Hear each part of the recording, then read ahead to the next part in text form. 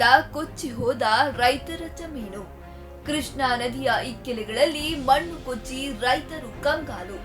ಮಣ್ಣು ಕೊಚ್ಚಿ ಹೋಗಿದ್ದರಿಂದ ಬೆಳೆಯೊಂದಿಗೆ ಕೊಚ್ಚಿ ಹೋದ ಬದುಕು.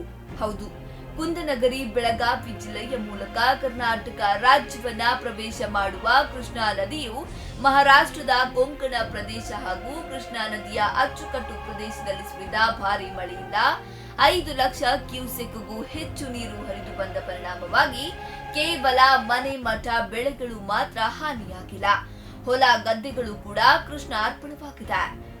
ಚಿಕ್ಕೋಡಿ ಉಪವಿಭಾಗ ವ್ಯಾಪ್ತಿಯ ಚಿಕ್ಕೋಡಿ, ಕಾಗವಾಡ, ಅಥಣಿ, ರಾಯಭಾಗ ತಾಲೂಕು ವ್ಯಾಪ್ತಿಯಲ್ಲಿ ಕೃಷ್ಣಾ ನದಿಯ ಇಕ್ಕೆಲೆಗಳಲ್ಲಿ 100 ಕಿಲೋಮೀಟರ್ಗೂ ಹೆಚ್ಚು ಪ್ರದೇಶದ ದಂಡೆಯ ಭಾಗದ ಮಣ್ಣು ಕೊಚ್ಚಿ ಹೋಗಿದೆ. ಹೀಗಾಗಿ ನದಿ ತೀರ ಪ್ರದೇಶದಲ್ಲಿಯ 100 ಎಕರೆ ಪ್ರದೇಶದಲ್ಲಿಯ ಫಲವತ್ತಾದ ಜಮೀನು ಕೊಚ್ಚಿಕೊಂಡು ಹೋಗಿದೆ. ಕೆಲವೊಂದು ಸಣ್ಣ ಹಿಡುವಳಿ ರೈತರ ಜಮೀನುಗಳೇ ಮಂಗಮಾಯವಾಗಿದೆ.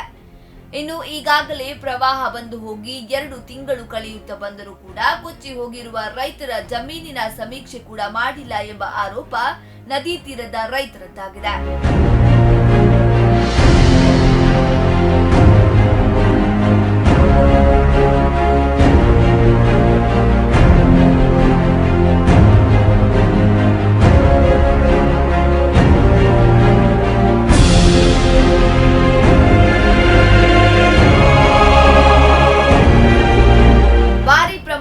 ನೀರು ಬಂದಿದ್ದರಿಂದ ನದಿ ತೀರದಲ್ಲಿ ಇರುವ ಲಕ್ಷಾಂತರ ಮರಗಿಡಗಳು ಕೂಡ ಕೊಚ್ಚಿ ಹೋಗಿದ್ದರಿಂದ ಇನ್ನು ಮುಂದಿನ ದಿನಗಳಲ್ಲಿ ಮತ್ತಷ್ಟು ಜಮೀನು ಕೊಚ್ಚಿ ಹೋಗುವ ಭಯ ರೈತರಲ್ಲಿ ಇದೆ. ಕೆಲವು ರೈತರು 10 ಗುಂಟೆ, 20 ಗುಂಟೆ, 1 ಎಕರೆಯಷ್ಟು ಜಮೀನು ಹೊಂದಿದವರಿದ್ದು, ಆದರೆ ಇದೀಗ ಅವರ ಜಮೀನು ಕೃಷ್ಣಾ ನದಿ ತಟದಲ್ಲಿ ಕಾಣುತ್ತಲೇ ಇಲ್ಲ. ಮರಳು ಹಾಗೂ ಮಣ್ಣು ದಂಧೆಕೋರರು ಕೃಷ್ಣಯ್ಯ ಒಡಲನ್ನ ಬಗೆದು ನುಂಗಿ ನೀರು ಕುಡಿದಿದ್ದು, ಅದರ ಬೆನ್ನಲ್ಲೇ ಪ್ರವಾಹದ ಮೂಲಕ ಮತ್ತಷ್ಟು ನದಿಯು ತನ್ನ ಕಬಂದ ಬಾಹುಗಳನ್ನ ರೈತರ ಜಮೀನತ್ತ ಚಾಚಿದ್ದರಿಂದ ಮುಂದಿನ ದಿನಗಳಲ್ಲಿ ಮತ್ತಷ್ಟು ತೊಂದರೆಯನ್ನ ಕೃಷ್ಣಾ ನದಿ ತೀರದ ರೈತರು ಅನುಭವಿಸದೆ ಬೇರೆ ವಿಧಿಯೇ ಇಲ್ಲ. ಅಷ್ಟೇ ಅಲ್ಲದೆ ಜಾನುವಾರುಗಳಿಗೆ ನದಿ ತೀರದಲ್ಲಿ ಮೇವು ಬೆಳೆಯಲಾಗ್ತಾ ಇದ್ದು, ಅದು ಕೂಡ ಬೆಳೆಯಂತಾಗಿದೆ.